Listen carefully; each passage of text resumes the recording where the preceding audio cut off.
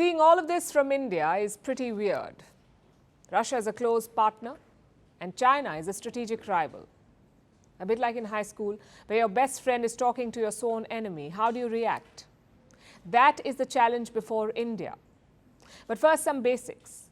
The China-Russia partnership has changed a lot. The relationship has evolved over time. During the Cold War, Russia or the Soviet Union was a senior partner. Both were communist nations, so the Soviets gave the Chinese ideological and financial support. But now it's the opposite. China's GDP is around $17 trillion. Russia's GDP is just $2.2 trillion. So the Chinese economy is almost 8 times bigger. Same with population. China has 10 times more people than Russia. So the roles have changed. Beijing is now the senior partner in this equation. And the war in Ukraine has only deepened this. Russia cannot buy strategic items from the West, so they're buying them from China. Around 90% of their microelectronics come from Beijing. We're talking about your chips and circuit boards, 90% of them supplied by China. Also 70% of their machine tools. So Russia is more dependent than ever on China, and Vladimir Putin knows this. He's met Xi Jinping 40 times over the last decade, 40 times in the last 10 years. And this visit comes just 1 week after his inauguration. So his political messaging is clear. China is very important, if not the most important partner. Which brings us to India. New Delhi has long-standing relations with Russia, and a big part of that is weapons. Russia remains India's top defense supplier. Around 36% of our weapons imports come from Russia, 36%. Plus, there is diplomatic support. Russia has shielded India at the United Nations Security Council. They have vetoed many anti-India resolutions. The question now is, will and can Russia keep doing this? Or will their attitude towards India change? It depends on 3 variables. Number 1, Russia's own interests. Even in the past, that has defined Moscow's approach. Just think back to the 1962 war. India and China were fighting at the border in 1962, but Moscow tilted closer to Beijing.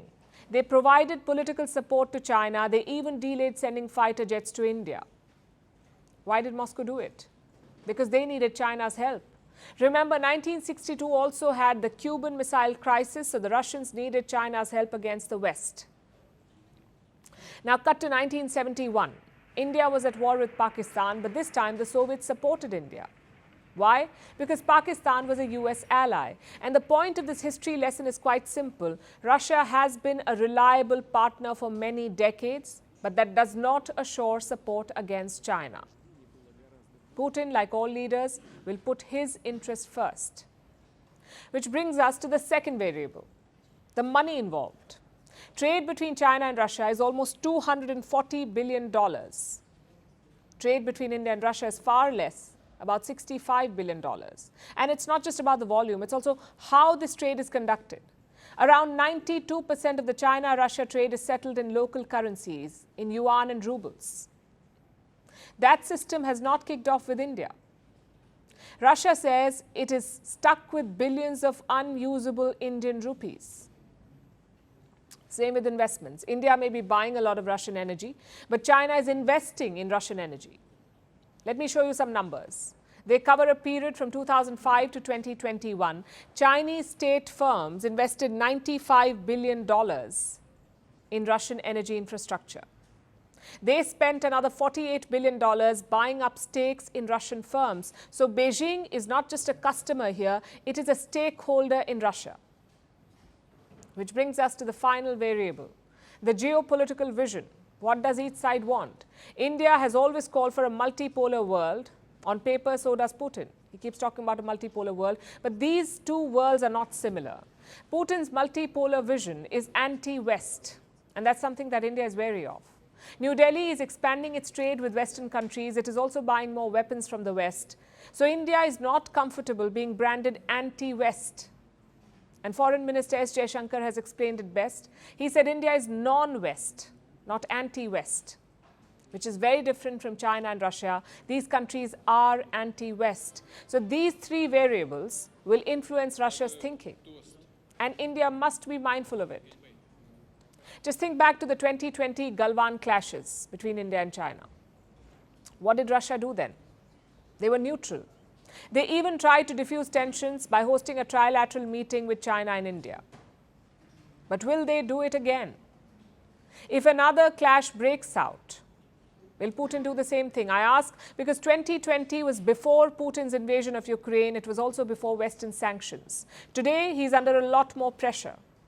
Plus, neutrality may work for China, but it won't be enough for India. In case of a conflict, New Delhi will want active support from Russia. Your weapons will need repairs. Your equipment will need upgrades. Will Vladimir Putin agree to all of that? These are questions that India must actively consider and dwell on.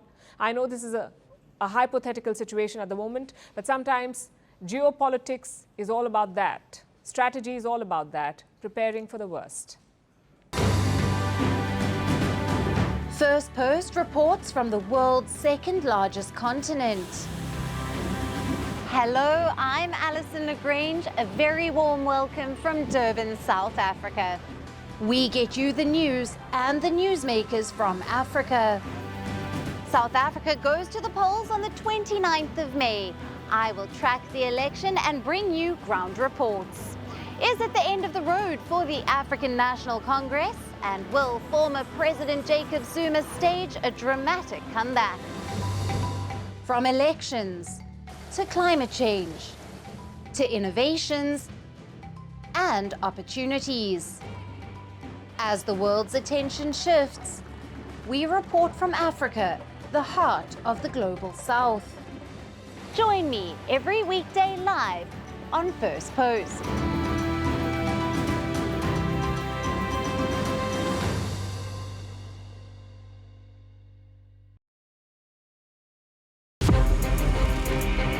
From impeachments to inaugurations, if it's a political story, we are on the scene.